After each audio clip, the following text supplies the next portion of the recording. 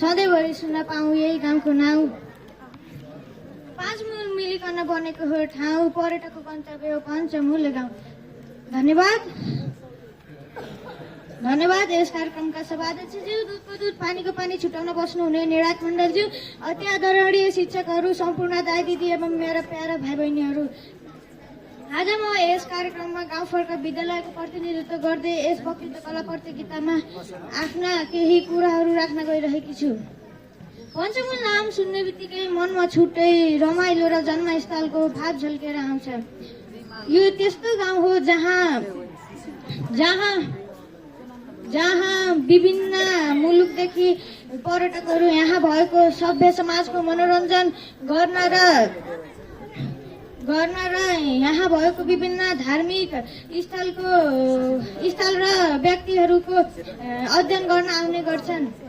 यो गाउँ पहाडी भेगको गण्डकी प्रदेश अन्तर्गत स्याङ्जा जिल्लाको आँधीखोला गाउँपालिका वडा नम्बर 1 मा अवस्थित रहेको छ। यसको निर्माण 5 वटा पानीका मूलहरू यस ठाउँमा आएर सङ्गम बिन्दु अन्तर्गत रहन गएको भन्ने सुन्न सकिन्छ। त्यसैले पञ्चमूल शब्द 2 शब्द मिलेर बनेको छ, जुन पञ्च र मूल हो। सभाध्यक्षज्यू, म यहाँ यो कुरा पनि प्रश्न पार्न चाहन्छु कि यस ठाउँले विभिन्न लडाकु गोर्खालीलाई र राष्ट्रप्रेमीलाई जन्माएको ठाउँ हो। यहाँका मानिस कोही लाउरे त कोही राष्ट्रको विभिन्न सरकारी निकायमा आफ्नो जिम्मेवारी वहन गरिरहेका छन्। हरियाली, वातावरणको सौन्दर्य, खोलानालाको लहर र एकताको भावले अझ यस ठाउँलाई स्वर्गको आनन्द दिइरहेको छ। म यससँगै केही विकासका कुराहरू पनि जोड्न चाहन्छु।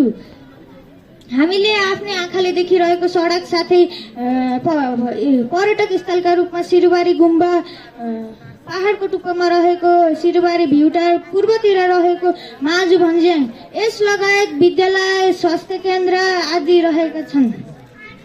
सभाध्यक्षज्यू, आफ्नो जन्मस्थान सबैलाई स्वर्गभन्दा प्यारो लाग्छ, तर समय अनुसार हेर्ने हो भने पहाडी भेगका मानिस बसाइसराई गरेर तराईतर्फ र गाउँका मानिस सहर जाने लहर यस गाउँको मात्र नभई विभिन्न दुर्गम स्थलको परिस्थिति रहेको छ। त्यसैले मैले यो दुःखको नराम्रो पक्ष जोड्न बाध्य भएँ। कोही उच्च शिक्षा, कोही रोजगारी त कोही सुविधा सम्पन्न स्थान खोज्दै गाउँ छोडेर सहर र पहाड छोडेर तराईतर्फ पसेका छन्। हामीले आफ्नै ओल्तिर पोल्तिर हेर्यौं भने धेरै घरहरू खाली भएको देख्छौं र खेतबारीमा जहाँ अन्नको उत्पादन हुनुपर्ने हो त्यहाँ बाँझै र झाडीले भरिएको देख्न सकिन्छ। सभाध्यक्षज्यू, माथिल्लो भनाइले तपाईलाई मात्र नभई सबैलाई भावुक बनायो। यो सबैको अनुहारको स्पर्शले देखाइरहेको छ।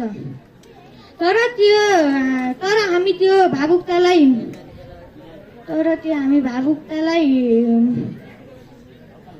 हाम्रो सकारात्मक पक्षले बुझ्छौँ र त्यसको विकासतर्फ लाग्यो भने अझ ती खुसीका मुहारहरू हामी आफ्नै मुहारमा देख्नेछौँ भन्दै म आफ्ना भनाइ अन्त्य गर्दै यस मञ्चबाट ओझेल पार्न चाहन्छु। जय राष्ट्र, जय जन्मभूमि।